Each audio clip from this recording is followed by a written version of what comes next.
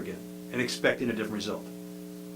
Had he looked into the future, he would have certainly been referring to Sacramento politicians and their fuzzy budget math. It almost seems like newspapers are just recycling headlines when it comes to the insanity that grips the state's chronic budget problems.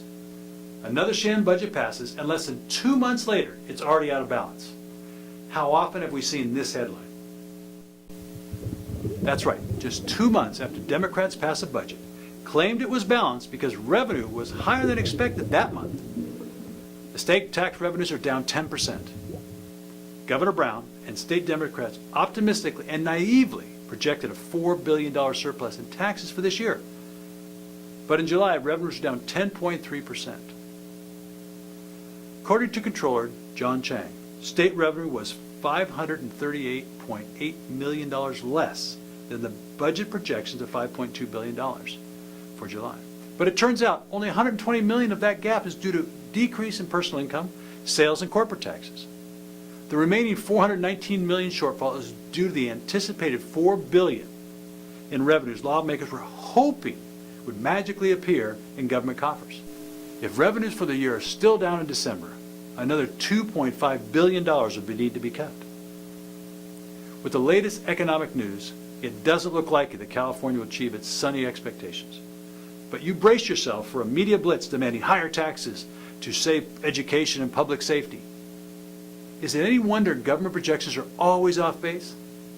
Let's look at the anti-business tax increase measures that have taken place in just 2 months since the budget was passed. Governor Brown signs a bill that will impose a fire tax on rural communities. This tax would force certain citizens to pay up to $150 in additional fees for basic fire protection. The state thinks this will generate $50 million in revenue. But how many rural Californians would have to leave the state because their taxes are steadily increasing, thus ending the source of revenue? Also, Governor Brown signs the Amazon tax, a bill that requires out-of-state businesses that operate via the internet to pay a California sales tax. Amazon and other internet companies immediately severed ties with the affiliates in the state and shutting down small businesses and preventing consumers from making purchases from these small businesses. These were just 2 of the anti-business prosperity-killing actions California government took in the last 2 months. According to the Census Bureau, in the first 2 years of the recession, over 80,000 California small businesses closed their doors. California's anti-business climate only makes matters worse. Businesses cannot and will not stay in a state that robs them of their ability to turn a profit.